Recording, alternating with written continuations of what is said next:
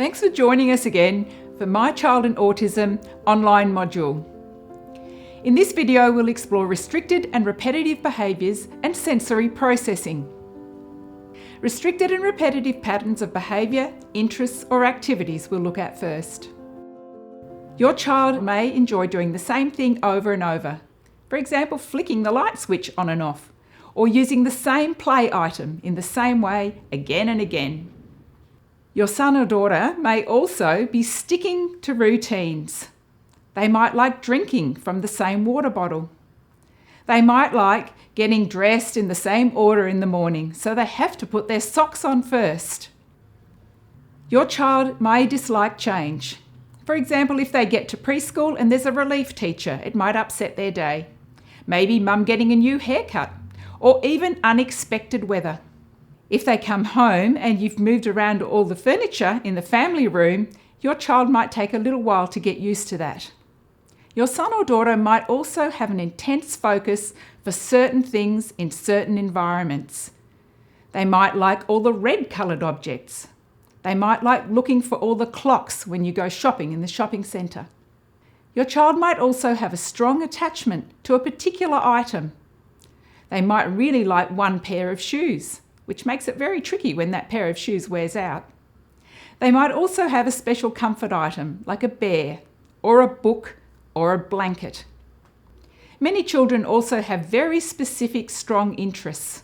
For example, dinosaurs, or trains, or a particular train like Thomas the Tank Engine, or Pokemon. Some children will have sensory responses that might be over or under. For example, the hand dryer in the public toilet. Many children also have inflexible thinking. They might think that all apples are red, so if it's a green apple, then it's definitely not an apple. Or if the mac cheese doesn't come out of a certain packet, then it's not macaroni cheese. So why does your child behave this way? Your child is trying to provide predictability for themselves. This predictability provides comfort and calm. It allows them success and to feel like their day is going to be successful, and it keeps their anxiety down. It allows your child to stay calm or perhaps calm down. So when we think of sensory processing, we all have 8 different senses. There's the 5 that we're most familiar with.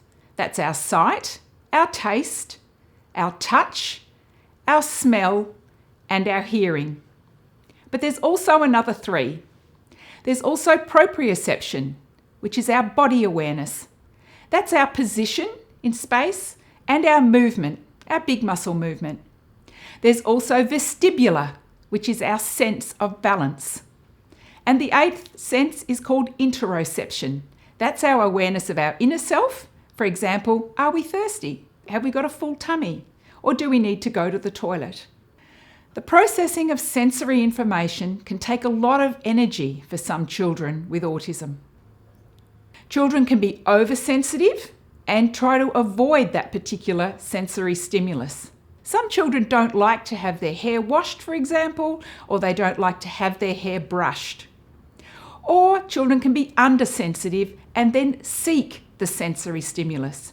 For example, in the proprioceptive area, a child might be always rolling and cuddling and holding onto your leg, trying to get that information.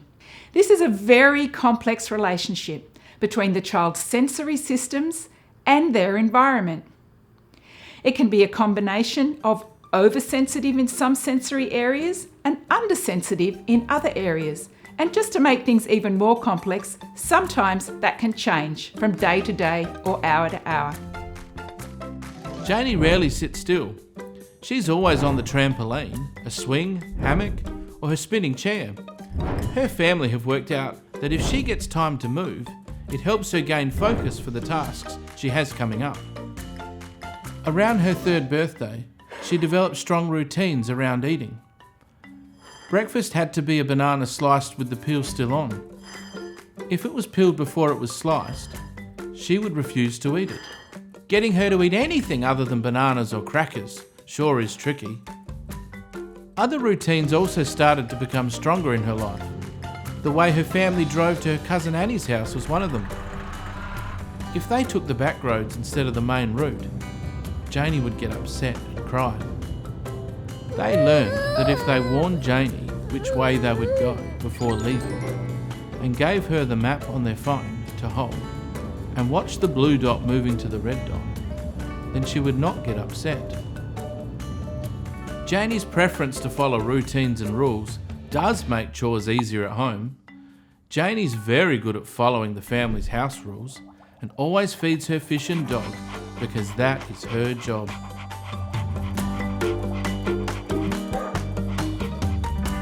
So now we're back with the planning booklet. And this time we're talking about restricted and repetitive behaviours and sensory processing.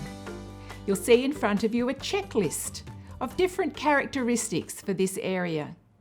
Some of these characteristics might be really relevant for your child and their stage of development, and others might not be so. You'll also notice at the end that there's an other section. So if your child has some characteristics that are not listed here, you can always add them at the end. When I think about Janie, I know that she has a strong interest in certain objects and activities. She loves jumping. She loves caterpillars. She likes to follow a routine, and she gets upset about changes if she doesn't get a good warning from someone else beforehand. She is certainly a sensory seeker. She seeks out certain tastes and lots of activity, and she also loves messy play as a way of keeping her focused and keeping her mind calm. She sticks to a very limited diet at this stage of her development, just the bananas and crackers. She's really good at talking about her favourite things, like her caterpillars, and will go on about them for ages to anybody who wants to listen. Lastly, she enjoys sticking with places and activities that she knows well. So moving on with your planning booklet, we're going to now look at the impacts of your child's restricted and repetitive behaviours and their sensory processing. So when I'm thinking about Janie, we know that she's really good at following family rules, and that's a positive impact for her family. They know that they can rely on her to feed her dog and feed her fish.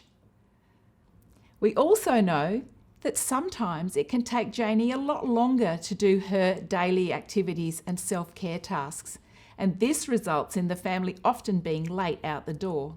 Janie's family need to carefully choose her activities and her clothes and her toys so that she's not upset by any changes and she can continue to have a good day. Similarly, around her sensory differences, if the family goes out, for example, to a restaurant, they might need to plan for that ahead of time and take along some foods that Janie likes. So having thought about the characteristics and the impacts for your child and your family, we're now going to look again at strategies. So some of these strategies will be really relevant for your child, and some of them maybe not so much. But also in this list, you might see some strategies that you'd like to try. So as well as ticking off the strategies that you are using already successfully, have a good look at the other ones and have a think about whether they might be something to introduce to your child in the near future. When we think about Janie, there's a number of supports and strategies that her family are utilising to help her stay calm and focused. They're using visual supports in a number of different ways. They're using visual supports to provide a warning about what's coming up next. They're also using visual supports to help Janie cope with any unexpected change, like, for example, travelling somewhere by a different route. She can watch the map on the phone. They're creating visual routines for regular times of the day. So, for example, bedtime or dinner time, there's a visual routine so that everybody is following the same routine, and that's easy for Janie to follow as well. They're increasing Janie's sensory input at different times of the day when she needs it. So, for example, they might get out the messy play or go out and jump with her when they think that she needs that for extra focus and calming.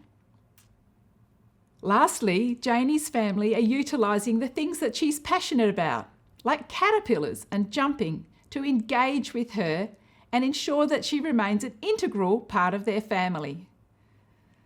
To finish off this area of your planning booklet, we'll just take a look at the supports that are available to help you with your child's restricted and repetitive behaviours and sensory processing.